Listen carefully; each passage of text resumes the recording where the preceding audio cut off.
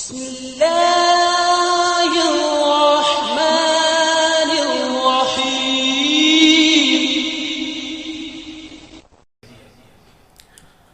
اور اگر کسی کو اچھے ہمسائے مل جائیں تو یہ بہت بڑی دولت ہے۔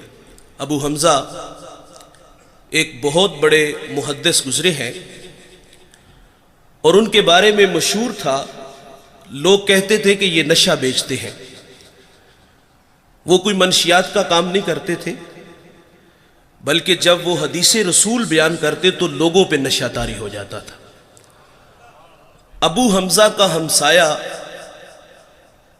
اس کو بامر مجبوری مکان فروخت کرنا پڑا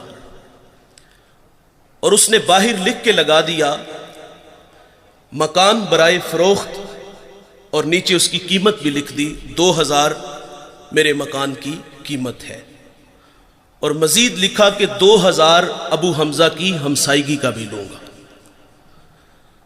تو لوگوں کی ایک لمبی لائن لگ گئی تھی 4000 دینار دینے کے لیے، اور جب ابو حمزہ کو پتا چلا کہ میرا ہمسایہ مکان بیچ کر کے یہاں سے جا رہا ہے، تو آپ نے خادم کو 4000 دینار دیے اور فرمایا جلدی جاؤ اور یہ میرے ہمسائے کو دے آؤ، اور اسے کہنا کہ یہ تو ویسے ہی رکھ لے لیکن مجھے چھوڑ کے نہ جانا۔ اچھا ہمسایہ بہت بڑی دولت ہے۔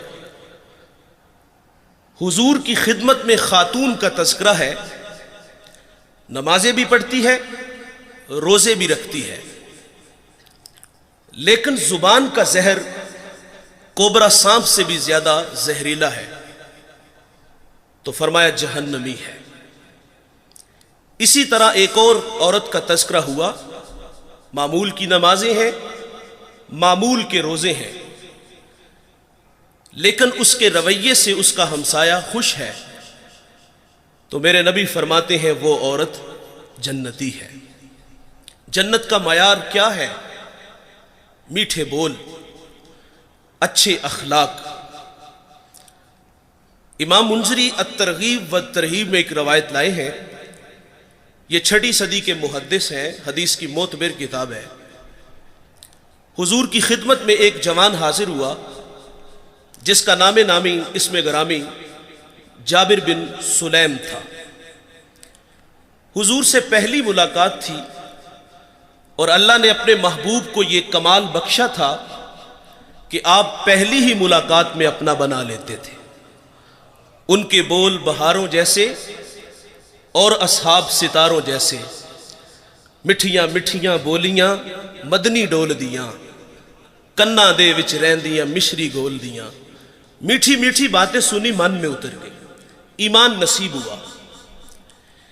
جانے لگے تو حضور سے عرض کرتے ہیں آقا میرے دامن میں کچھ حکمت کے موتی ڈال دیجئے، جو ابھی ابھی ایمان لایا ہے اس کو حضور نبی رحمت صلی اللہ علیہ وسلم نے پہلی نصیحت کیا فرمائی؟ نماز پڑھا کرو، روزے رکھو، حج کے لیے نکلو، مال کے نصاب ہو تو زکوٰۃ دو۔ جو ابھی ابھی ایمان لایا ہے اس کو سب سے پہلی نصیحت یہ ارشاد فرمائی، لا تسبن احدا، فرمایا جابر کسی کو گالی نہ دینا، اس کو اخلاق سکھائے۔ اور آپ فرماتے پھر میں نے ساری زندگی کسی جانور کو بھی گالی نہیں دی۔ ہمارے بچے بولنا سیکھتے ہیں تو گالیاں سیکھتے ہیں۔ ہمارے گھر کا ماحول ایسا ہے، والد بچوں کو گالیاں دیتا ہے، اور وہ بچپن میں سیکھی گالیاں کل بڑے ہو کر وہ والد کو بھی گالی دیتا ہے۔ فرمایا کسی کو گالی نہ دینا، اور میرے نبی کا فرمان ہے مرغے کو گالی نہ دو۔ کیوں؟ فرمایا اس لیے کہ وہ تمہیں نماز کے لیے اٹھاتا ہے۔ یہاں رک کر کے ایک جملہ عرض کروں گا، فرمایا مرغے کو گالی نہ دو، وہ تمہیں نماز کے لیے اٹھاتا ہے۔ آج لوگ علماء کو گالیاں دیتے ہیں، جو لوگوں کو دین سکھاتے ہیں، جنہیں استنجا کرنے کا بھی پتہ نہیں نہ ہوتا، جو منہ میں آتا ہے وہ کہہ دیتا ہے۔ فرمایا پسو کو بھی گالی نہ دو، تعلیم تو یہ ہے کہ کسی پر لعنت بھی نہ کرو۔